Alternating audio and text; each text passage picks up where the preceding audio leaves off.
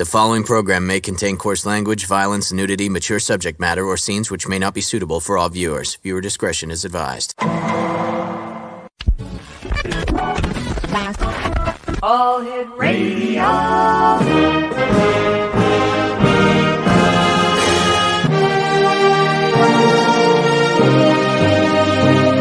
Welcome to the X Zone, a place where fact is fiction and fiction is reality. Now, here's your host, Rob McConnell. And good evening, one and all, and welcome back to the X Zone. I am Rob McConnell, and for the next 4 hours, I'm your host and your guide as together we cross the time-space continuum to this place that I call the X Zone. It's a place where people dare to believe and dare to be heard. It's a place where fact is fiction and fiction is reality, and we come to you Monday through Friday from 10 p.m. Eastern until 2 a.m. Eastern, right here on the X Zone Broadcast Network, Talkstar Radio Network, Mutual Broadcast Network, iHeartRadio, and on Channel 54 Simul TV. If you'd like to send me an email, xzone@xzoneradiotv.com, and we're available on all social media sites at Xzone Radio TV. My first guest tonight is Wayne Perry. He is in West Hollywood, California. We're going to be talking about diagnostic and therapeutic, sound therapy, and vibrational healing. Joining me now is Wayne Perry. And Wayne, welcome back to the X Zone. How are you tonight, sir? Gratefully resonant. Thank you, Rob. Wayne, tell us a little bit about yourself. Well, I originally from the Midwest, and I came out to California, I guess 40 years ago, 35 years ago, in pursuit of the recording deal as a singer. Instead, I wound up working for the American Red Cross and studying sound therapy. One of the guests actually did a radio show. I was hosting a radio show, somewhat like you, for about 3 or 4 years. Mm-hmm. And one of the guests was the founder of bioacoustics, which is the study of the frequencies that emanate from living organisms. And I found it very fascinating, the most interesting guest I'd ever had. And we became friends. And then when I took my show to television, I had her on the TV show, and she was very appreciative and invited me to be in the first training, sound therapy, bioacoustic training in California. I was one of like 17 people at the Pacifica Hotel in Culver City. And it was so exciting and so much to wrap my mind around.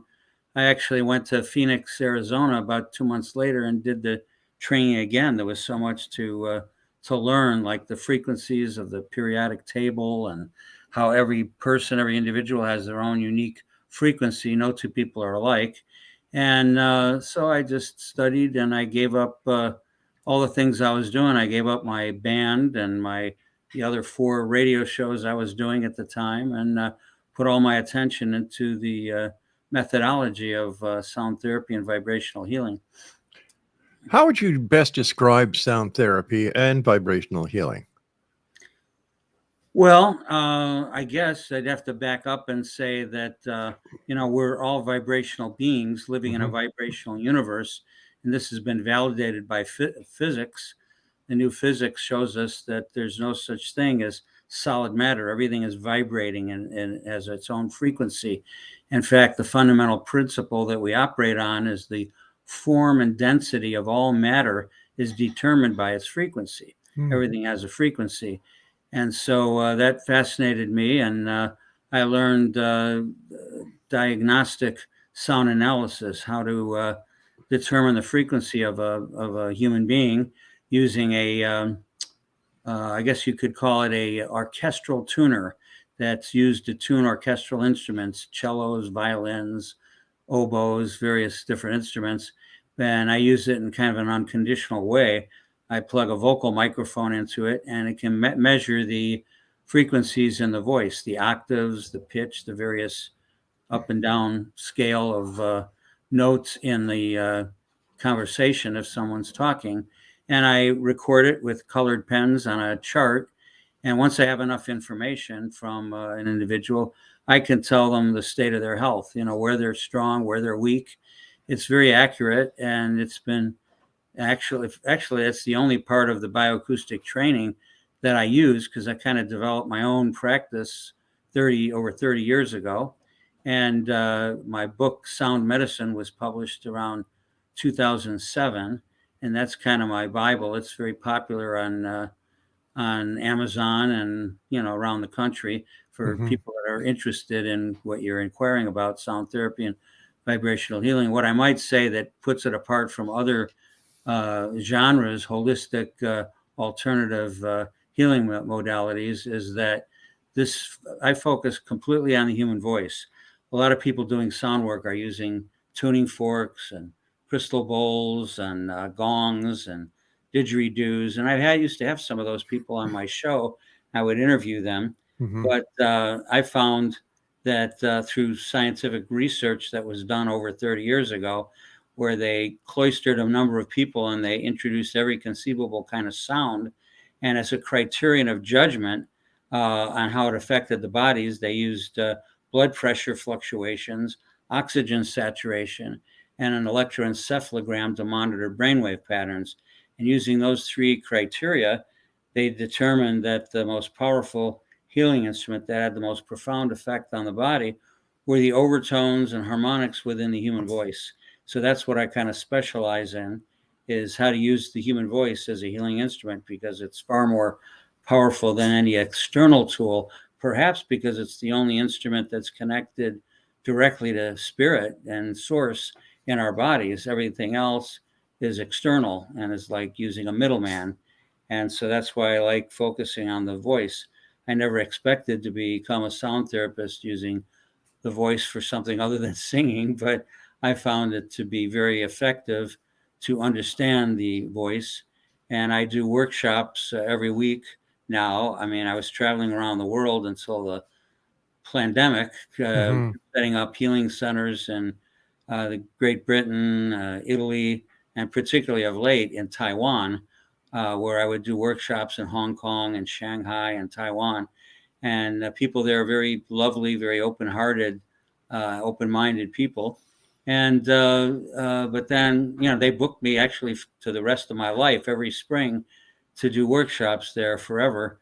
And then the pandemic hit, and I had to come back to Los Angeles and figure out how to get Mhm. online, because I'm not all that tech savvy.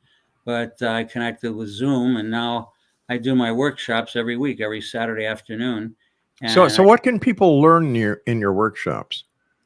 all sorts of things, mainly to heal the body, to bring the body into homeostasis and proper Mhm. balance.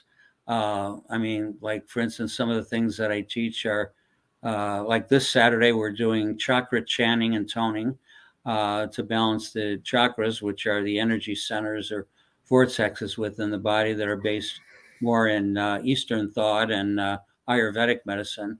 But I also teach pain release is one of the benefits, even sound relationships. Like, I'll give you an example, for instance, because people really need education about sound. And that's Mhm. why I dedicate myself to these kinds of talks and interviews and speaking at conferences to let people know that they have their own unique kind of signature frequency that's unique to them. But the example I was going to give you is like with regard to sound relationships, which is one of the workshops that I teach, because we all experience good vibes and bad vibes from time to time with people Yeah. that not necessarily always pragmatic and logical. Mhm. It's a bit more intuitive, but the truth behind what's really going on is when you have a bad vibe from a person. Like, let's say we're at a small party with maybe 8 to 10 people or something, the dinner party or something, and somebody new arrives at the party, and you never met them before, you never heard them speak, you know nothing about them, and you get this bad vibe, and you just say to yourself, I hope they don't sit down next to me or engage me in conversation, because we just kind of have a bad vibe about that person. And then maybe 10 minutes later, another person comes in to the party that's a stranger. We don't know, we never met, but we have an opposite feeling. We feel a good vibe. They feel like they're kind of a kindred spirit, or we'd like to meet them. So, Mhm. what's the difference between those two experiences of a bad vibe and a good vibe? Well, it's usually never our vibe. It's always somebody else's vibe we're feeling. But what's going on is the first person that we felt a negative vibe from has a lot of the frequency that we have an excess of in our brainwave pattern. The things that cause pain and ill health, disease, is either too little frequency or too much frequency. We need to be in balance and in harmony with the frequencies in the brainwave pattern and within our body. And if we have an excess of a particular frequency that we would measure, and maybe it would be a C sharp, let's say, for lack of a better term, and somebody else comes into our immediate environment that is a lot of that C sharp frequency in their brainwave pattern, it's like two negative poles of a magnet that repel each other. You try to get closer, understand that person, but it just is, there's a repellent energy. You don't resonate with that person, and or they don't resonate with you. We call it a bad vibe, but it's really scientific. It really has not, we don't know them. There's no real reason to hold a judgment towards them. And it's all vibrational. And they just carry this frequency that we have an excess of, and it just kind of repels us. And that second person that walked in the room 10 minutes later that we felt that good vibe or a kindred spirit experience, they have a lot of the frequency that we are weak in, that we need. And so we're drawn to those people. In fact, that's the secret of relationships, because at least in this country, we form relationships or marriages or whatever based upon good chemistry, what we call chemistry. What that really is vibrationally is complementary resonance. And complementary resonance is based upon what's going on in the brainwave pattern. And like I said, if they have a lot of the frequency that we're weak in, it supports us. It feels really good. We relate and resonate with that person. The only danger is codependence. Basically, it's a good thing to have that kind of attraction. But if we become dependent on it, it can become codependent. So that's not good, but it's just a fact of life. It's just more of an explanation of what's going on when people feel these good vibes and bad vibes, and it gives us a deeper understanding of the interaction, intercommunication with other people. All right, stand by, Wayne. You and I have to take our first break. Exonation Wayne Perry's our special guest. His website is www.wayneperry.com. And we'll be back after this short break. Don't go away. And welcome back, everyone. Wayne Perry's our guest, www.wayneperry.com. Wayne, how does the sound therapy and vibrational healing actually work when it comes to, let's say, for example, chronic pain? Well, pain there's a certain methodology I use for pain. I've even been using it for myself. From time to time I had a bad headache earlier today, and I haven't had a headache probably since I was a teenager. I never really get headaches. So we use, maybe the best way to explain it or lay a little bit of a foundation is I think there's three basic types of sounds. And I call them the three R's because they all start with the letter R. So the first R or type of sound is what I call relaxing sound. Okay, and a lot of people think relaxing sound is healing sound, that the more beautiful a sound is, or, whether it's a flute or a violin or a piano or whatever it might be, it is beneficial, but it may not be a nice, beautiful ambient sound that's going to heal a tumor or something that's really disruptive of our system physically or emotionally. So, but relaxing sounds are important as kind of like a prerequisite because we live in such a chaotic society and whatnot. We need relaxing sound. So that's the first type of sound or first category. The second type of sound, second R, I call is release sounds. Release sounds move energy. They're different. Relaxing sounds, the purpose of which is to calm and soothe the body. But release sounds, the purpose is to cleanse the body. Like we cleanse the physical body by taking a bath or a shower. But we don't really clean the rest of the body, the interior of the body, well. And that's what release sound is. Like, for example, if you walked into a gymnasium, where people are working out with weights, lifting weights, or working on machines or something to get in shape or whatever, you'll hear certain kind of music playing. You don't hear, Yanni or solo piano or anything like new agey music. You're going to hear energetic music like, boom, boom, another one bites the dust. Boom, boom. You're going to hear kind of rock music or dance music, something like that, because that facilitates release. Facilitates release. If we're working out, we're releasing, sweat, endorphins, whatever. Mhm. If you're doing healing work, you're releasing pain, you're releasing discomfort. Sometimes it's invisible what you're releasing. You might have something like a tumor or something within that isn't related to pain necessarily, but pain's a good example to use to explain the methodology and in terms of releasing. So release sounds are the only kind of sound that really needs some volume to it. Now, since I'm not using artificial external instruments, I'm using the voice. You would use some volume to the voice. The only time you're really using volume is doing release work with release sounds. So I would use the vowel sounds like A, E, A, O, U are the vowels that we use. They're in every language. I've taught this with interpreters in Tokyo, in Japan, China, all over the Europe, Bulgaria, Italy. Mhm. I usually have an interpreter that will translate the words. The sounds are kind of universal. So when I teach people to use the vowel sound, their vowels might be different in the country that they're living in. But our traditional vowels, which most people would be familiar with, A, E, I, O, U, we just eliminate the diphthongs, like I and U are double vowels or diphthongs. They're not pure, so we clean them up. Instead of I, we use ah because it's a simpler sound to tone with the voice. And instead of U, which if you slow it down is E and U, E, U, we just keep it U.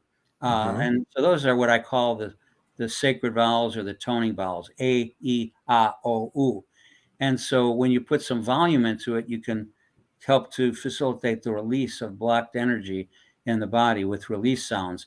But the relaxing sounds and the release sounds are not particularly healing. They're parts of the healing process. They're more almost preparatory. The third R is the real healing sound. And the third R is what I call regenerative sound. That sound that can actually heal the body, can shift energy and shift the pain, the stress, whatever it might be in the Mhm. body. And so regenerative sound, there's two aspects of regenerative sound. One is regenerative sound is in the harmonics and overtones of the voice that was researched. They're kind of within the vowels and between the vowels. Normally when we listen to a person, we're listening to the content of what they're saying rather than the sound of their voice. That we're listening to the content of what's being expressed. But within that sound are these subtle harmonics and overtones, and that's what we need to isolate. So one of the things I teach in one of my workshops is the secrets to vocal harmonics and overtoning, which is our exercises, about 20 exercises that will bring out the natural harmonics in the voice so that you can concentrate your healing on those vocal harmonics and overtones, because like I said, they've been researched to be much more powerful than any kind of tuning fork or crystal bowl or gong or anything like that that are Mhm. external to the body. And so in using those regenerative sounds, we can move energy. They have a profound effect on the human voice, and they're interdimensional as well. The second part of regenerative sound is sound that's diagnostically observed in a diagnostic brain voice sound analysis. One of the first things that I do with a student or a client is this diagnostic brain voice sound analysis. I put them on a microphone and I ask certain questions that target different areas of the brain that reveal certain information. And I use kind of colored pens in this chart I created that has 12 columns for all 12 notes of the musical scale, because we have to have it's not music therapy, but we have to call those notes something. We could call them A, B, Mhm. C, and X, Y, Z, or we could call them Carol, George, and Barbara. But it's most appropriate to just use the musical note that it responds to. The number of cycles per second that Right. something vibrates to will correlate with a particular musical note. So I identify those notes and I mark them with these colored pens in this chart that I created over 30 years ago. And a pattern begins to form while they're talking. And as I'm filling in the boxes in the chart with these color pens, and once I have Mhm. enough information, then I have them put the microphone down and I interpret the chart, and I can tell them exactly where they're weak, what system is weak, if it's the circulatory system, or if it's an emotional issue or a physical issue that they might be dealing with. It's easier to deal with that on the emotional level. Then it doesn't have to break down physically. But if it's gone beyond the emotional to the physical, then it can break down physically. And we address it either way, physically, emotionally, psychologically, whatever level is necessary. Sure. Let me ask you this. After you've done your diagnostic with your Mhm. client or your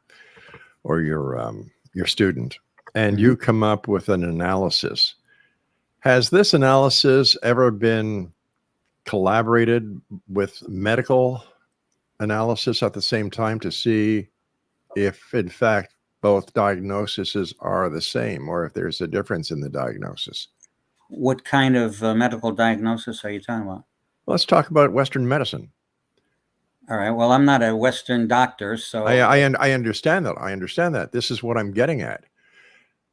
The diagnosis that you give based on the techniques and the systems that you use, mhm. have they been validated by the medical community or the medical establishment? I don't know. The proof is in the pudding. I wouldn't be doing this for over 30 years if people weren't getting Well, value and getting healed, releasing pain, I or I I I, overcoming under, the I various understand that. I physical understand and you've been doing this emotional. for 30 years, but wouldn't it be nice to have the it validated by the medical communities that gives what you're doing is credibility, and maybe it's a placebo effect that you're giving these people. I don't know. Well, I know of some doctors that have validated. I mean, I know almost every time I do a diagnostic Hmm. sound analysis, I tune into where their weakness without them telling me anything about where they're weak or what's going on. I can Okay. see it vibrationally in the tuner I'm using and the Hmm. microphone and my charting, and I tune into it. Everybody is they're usually always amazed how I could Hmm. know where their weakness is or what, and it's not only that, it's during the course of putting on the microphone for the diagnostic brain voice sound analysis. They're on there for a good 20 to 25 minutes. So Hmm. there's other things I see too in their emotional background that I ask them about and how are they feeling. Do they feel weak in this particular area? And it always coincides. And I use my own backup system as well because I'm experienced in kinesiology and muscle testing and dowsing. I've been a keynote speaker at dowsing Hmm. conferences. And I talk about vocal dowsing, which is an advanced technique Right. that I use that you can, just like you can use dowsing rods, L rods, and Yep. bobbers to find water or oil or missing objects or ask Hmm. them yes or no questions. In a similar way, you can use the human voice. It takes, some experience and a little bit of knowledge, but Right. I use vocal dowsing. I use dowsing with L rods to measure a Right. person's Yeah. Yeah. strength Okay. energy field. And I also use, my own developed intuition because our intuition is a key source of tuning into our body. And So I guess the answer to my question is no. It has not been validated by the medical community. well, I've worked with several doctors that have come to me for the analysis, and they said that what I diagnosed, let's say, Hmm. in a sound analysis was right on the money. Was really accurate. So I don't know what kind of uh, everybody has their own perspective, their own need for truth or determining if something feels right. Sure. Most of the people that I work with, some of them have gotten recommendations to me from medical doctors. For example, I had hepatitis C about 15 years ago. I Hmm. had hepatitis C. I went for just a regular standard doctor's visit for a little rash I had on my ankle. They gave Hmm. me some salve for it, but I had to do a full physical, and they did Right. HIV testing, AIDS, hepatitis A, B, C, all this stuff. And this was even before they called it hepatitis C. At that time, they called it non-A, non-B hepatitis. And they said I had it. That was the only thing I tested positive for. I tested negative for everything else. And they Hmm. were really concerned, and I didn't know what they were talking about. And not having a lot of trust in allopathic medicine, I just kind of ignored it. A couple months later, my wife, or ex-wife now, but my wife at the time was concerned I might be having a heart attack or something when I woke up with some pain. Hmm. And so she took me to the emergency room of the hospital, And they ran some tests. They did an EKG of my heart. There was nothing wrong with me, but they did other testing, an ultrasound, and determined that validated the fact that I had hepatitis C, and it had damaged my liver. It actually had liver damage, and I've never drank alcohol. Usually the cause for cirrhosis of the liver and things damaging the liver is usually alcohol. But I was a non-drinker, and I had cirrhosis of the liver. I said, "How could I have cirrhosis? I've never drank alcohol in my life." And they said, "Well, hepatitis C is a virus that virulently attacks the liver." Right. And they had no cure for it. Nowadays, I'm told that they have some pills for it that are expensive, cost about $1,000 a pill. But I've heard that they have they work, or they have some value. At the time that I was going through this 10, 12 years ago, they didn't have any medication. And the doctors, told the doctors, well, I can work on this with sound therapy and vibrational healing. And as usual with allopathic medicine, they just laughed at me and said, "You can't heal a virus with anything." And but then when I was seeing them in this liver clinic for a couple of months, and I went in one time, one of the latter visits, and the doctor and nurse are whispering, and I say, "What's going on? Can you share the wealth? What's going on?" And they say, "Well, we don't see anymore the hepatitis antibody in your blood." And I said, "I told you I've been working with sound to heal it." And they laughed again and said, "We're going to do more extensive blood work and a viral load and all this." And I said, "Okay, fine." So they did all those tests. And eventually they came back and said, "Well, it's gone. There's nothing," they wouldn't acknowledge that I'd healed it with sound. Because that's the way they are oftentimes in allopathic medicine. They just say, "Well, it disappeared. It went away." And I said, "Well, I healed it with sound therapy, and I know what I'm doing." And that was it. I didn't go back to the doctor anymore. I had some other tests to validate that it in fact was gone, and it was gone. And but I kind of got validated through the back door, because 2 or 3 weeks later, they started sending patients to me. They didn't know what to do with these people that had that non-A, non-B hepatitis. And so they sent it to me. The first person they sent me was a Russian doctor, a woman whose husband, they were both doctors from Russia, man and wife, and he didn't have it, and she did. She was diagnosed with it. In those days, back in the late 80s, they thought it might have been sexually transmitted. They've since disproved that it's not sexually transmitted. It's transmitted through the blood.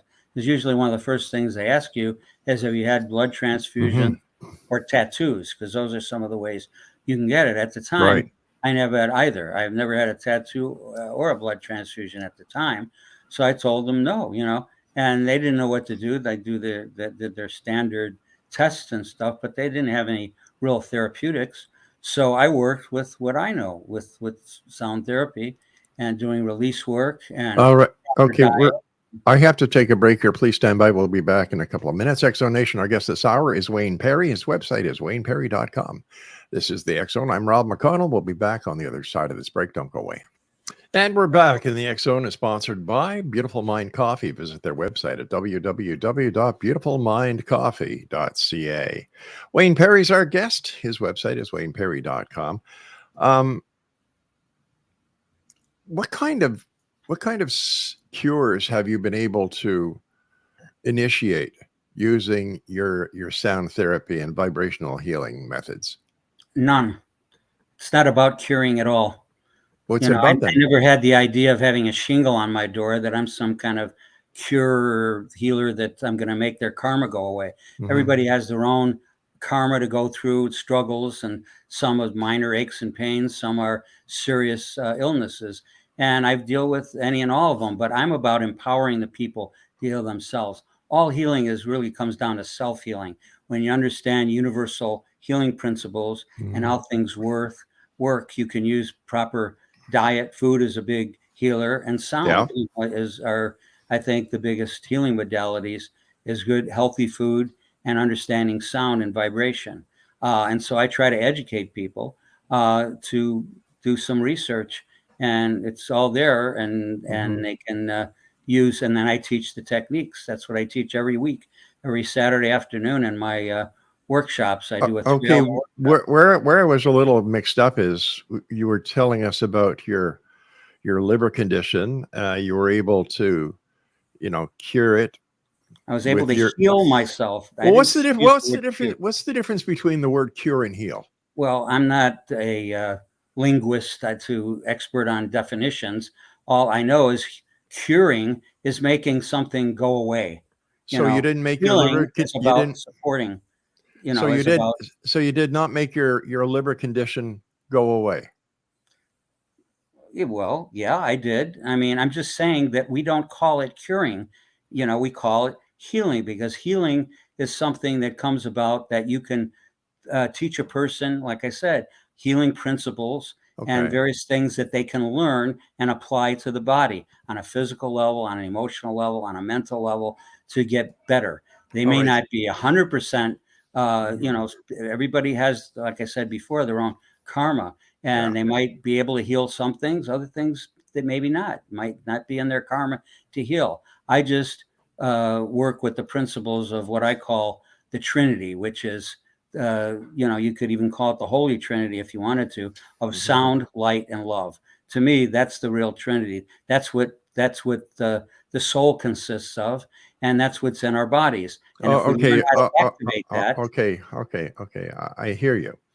Well, you said that after you healed yourself with your liver condition, mhm, medical doctors referred people to you.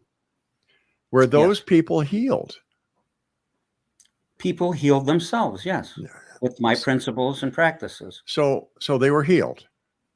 Well, I don't follow up with hundreds of people that I have, but whoever I work with, Mhm. I teach them the principles, and usually they have success.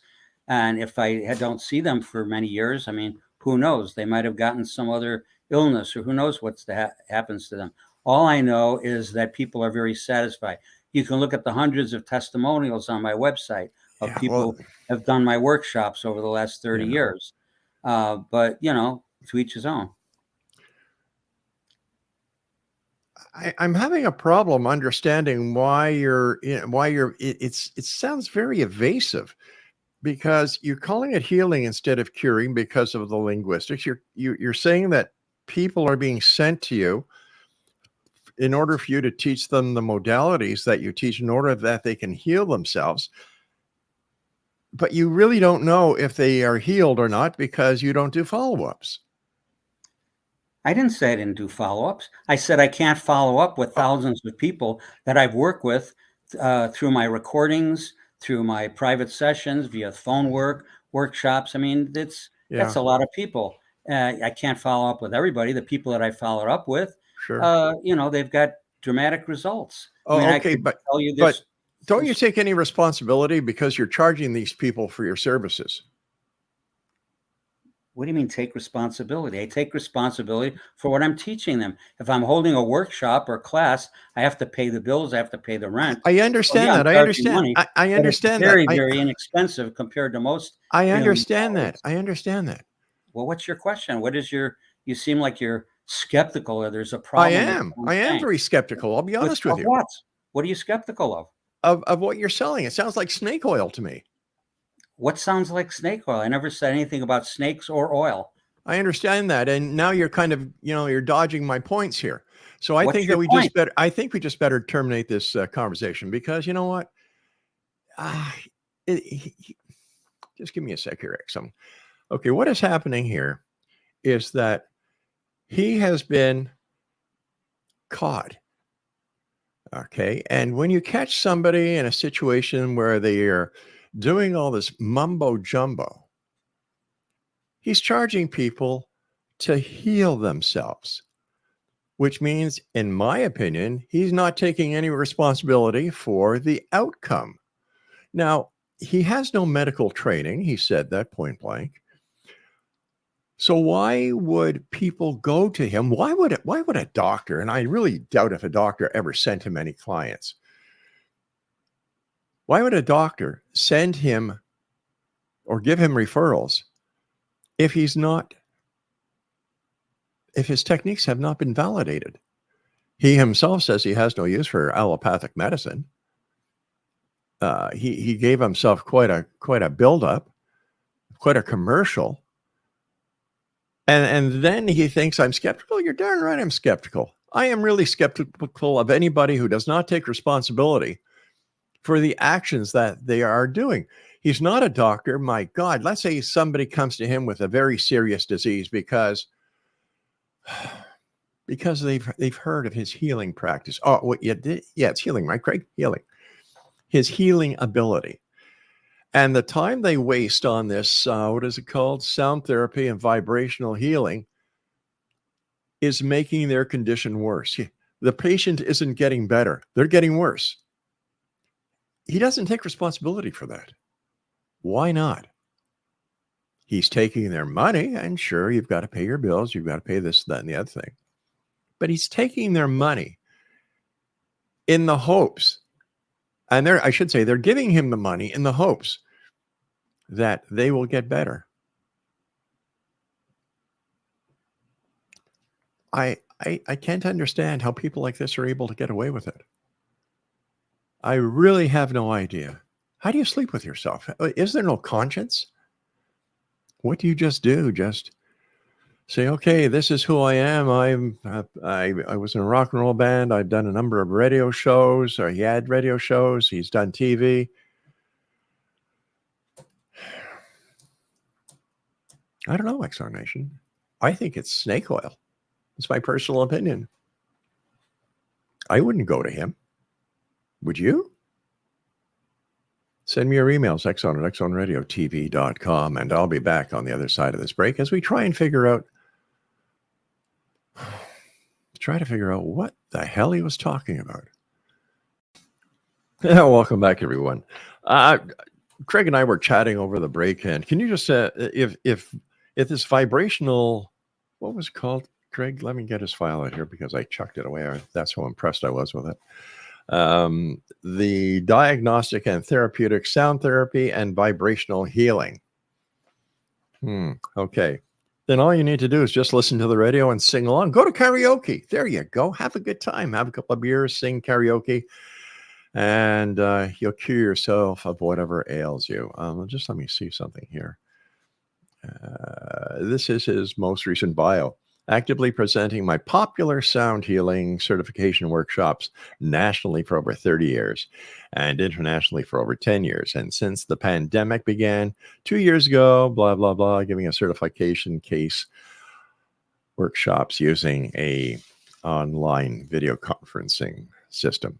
Wow. You pay them all the money and you get a certificate. Woo! God, you can go online and get yourself a PhD for nothing. We'll have to find out how much he charges and let you know, XO Nation. Just doesn't sound right to me. And if it doesn't sound right, if it walks like a duck, quacks like a duck, swims like a duck, then it's a duck. What I see here is a snake oil salesman. So save yourself a lot of money, XO Nation. Say your vowels, A, E, I, O, U. Well, that's the best I could do. And go to karaoke, sing your heart away, sing different songs, sing rock and roll songs. What was that? What was that? Hold on here just a second. His 3 R's, relaxing music, sing relaxing songs. Number 2, sing release songs. Would that be Please Release Me, Let Me Go? Engelbert does a better job than I could ever do.